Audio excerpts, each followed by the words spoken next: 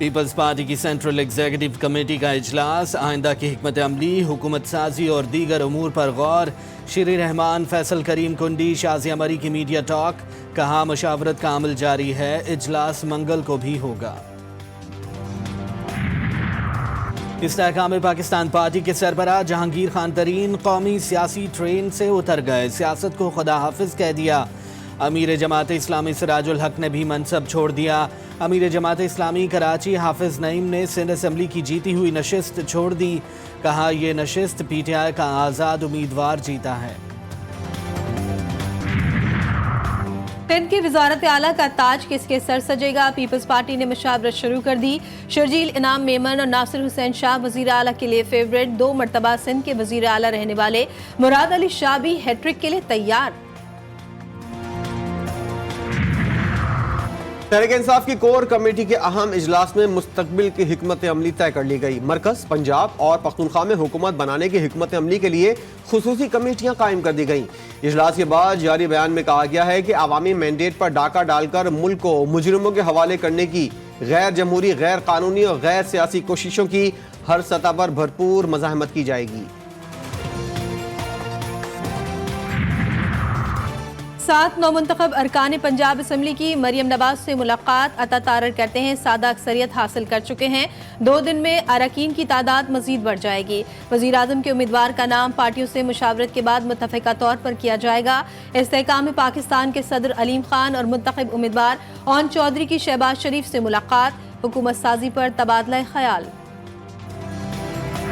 انشاءاللہ جب بھی یہ حلقے میں آئے گا، جہاں بھی آئے گا، اس کا انڈوں سے، گندر، ٹماٹروں کے ساتھ اس کا استقبال ہوگا۔ دوگلا آدمی ہے، پیسوں پہ بک گیا ہے، ٹکروں پہ بک گیا ہے، کتنی دیر کھا لے گا جتنے اس نے دیے ہیں، کتنی دیر۔ وسیم قادر کو ووٹ تو ڈالا ہی نہیں ہم نے تو خان کو ووٹ ڈالا ہے، تو اس نے یہ لحاظہ کیا ہمارے ساتھ، پورا علاقہ بہت پریشان ہے۔ پارٹی بدلتے ہی وسیم قادر کی قدر گھٹ گئی، لاہوری ناراض، کامیاب رکن قومی اسمبلی نے نون لیگ میں شامل ہو کر دھوکہ دیا، حلف نامے سے پھرنے پر شرم آنی چاہیے، عوام کا رد عمل۔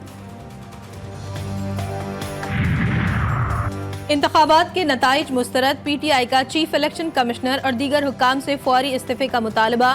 الیکشن کمیشن نے انتخابات میں دھاندلی کا الزام مسترد کر دیا۔ جاری کیے گئے اعلامیے میں کہا گیا کہ اکا دکا واقعات سے انکار نہیں، تدارک کے لیے متعلقہ فورمز موجود ہیں، شکایات پر فوری فیصلے کیے جا رہے ہیں۔ کچھ حلقوں میں نتائج کی تاخیر سے کسی مخصوص سیاسی جماعت کو فائدہ یا نقصان نہیں پہنچا۔ بےہودہ انالوجی ہے کہ ڈاکہ بنا دیا جائے گا، اور نہ اس طرح کے کسی کے پاس الحمدللہ کیپیبلٹی ہے، نہ اس طرح کی کسی کی کیپیسٹی ہے۔ یہ محض وہ جو ایک چارج پولیٹیکل انوائرمنٹ ہے۔ مجھے 2018 میں بھی ڈاکہ کی باتیں یاد ہیں، ٹی وی پہ لوگ کہتے تھے کہ جناب اگر آپ نے پی ایم ایل این اس وقت کا ایشو تھا کہ مینڈیٹ نہیں دیا تو یہ بنگلہ دیش کی یاد تازہ ہو جائے۔ وزیراعظم انوار الحق کاکڑ نے کہا کہ انارکی پھیلانے کی کسی کو اجازت نہیں دیں گے۔ اسلام آباد میں پریس کانفرنس کے دوران انہوں نے کہا پاکستان کو ڈھاکہ بنانے کی باتیں انتہائی بیہودہ ہیں۔ انتخابی نتائج 36 گھنٹے میں مرتب کر لیے گئے تھے، 2018 میں نتائج 66 گھنٹے میں مرتب ہوئے تھے۔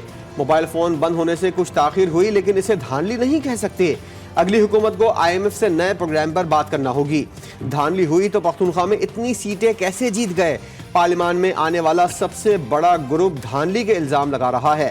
سعد رفیق، رانا ثناء اللہ، جاوید لطیف کی شکست کے باوجود کہا جا رہا ہے دھاندلی ہوئی۔